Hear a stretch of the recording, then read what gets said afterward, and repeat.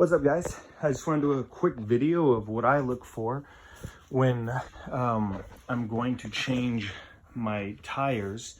What I look for is you see when the tire starts to flatten on the top. So you see how it kind of comes up.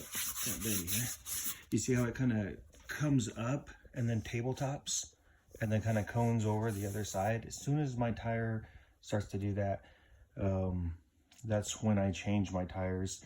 The other thing I look for, obviously, is when you start, and I got one I think on here, when you see any type of break in the right there, when you see any type of break in the rubber, that's also when I do it. You know, some people might say, I've seen guys with like splits in the rubber riding their bikes. This is just speaking for me.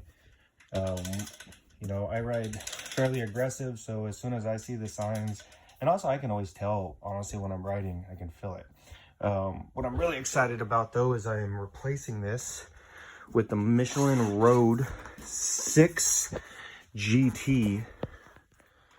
Yeah, and I'll definitely make another video letting you know what I think of this tire. Here's like a really good example, actually, though.